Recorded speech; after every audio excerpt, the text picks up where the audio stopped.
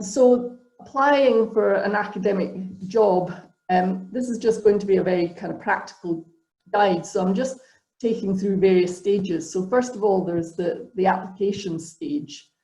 And when we advertise an academic post in engineering, we usually get anything between 50 and 100 applications. So quite a lot of applications for a post. And in engineering, and it's not true across all colleges or schools, but we also very often advertise across the grades. So we will be advertising for a lecturer / senior lecturer / reader. So we'll then take all the applications and create a long shortlist or a long list, maybe around 10, and then we'll usually finalize a shortlist of between 4 and 6. So 4 or 5 people that are invited for interviews. So I think one of the things that sort of screams out of that right away is that when you apply for a job, you've got to make sure that your application shines. It's got to be clear that we've got to at least get you to the top 10, so it's got to be better than all the others in that 70 or 80 or whatever, and in the top 4 or 5. So this is a lot about just, how to try and help yourself to be one of those people shortlisted.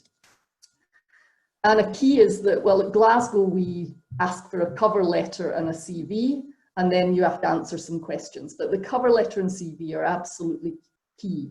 So don't ever write a cover letter that says, I saw your advert in jobs.ac.uk, I work in this area, please find attached my CV. All right, you have to write a really, really strong cover letter. This is sometimes where you can really stand out.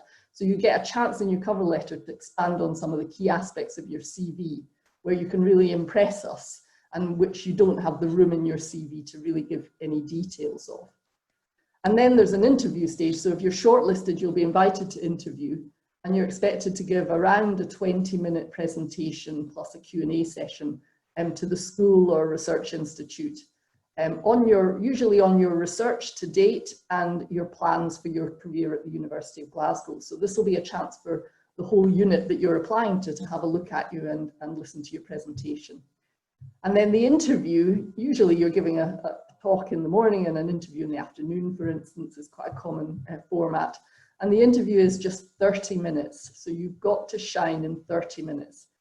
Usually the interview panel will be the head of school or head of research institute, the head of the research group you'll be going into, sometimes the head of the teaching subject, and there'll be 1 or 2 others, and then it'll be chaired by a senior academic in your college. So it may be the head of another school or research institute, or a dean of the college.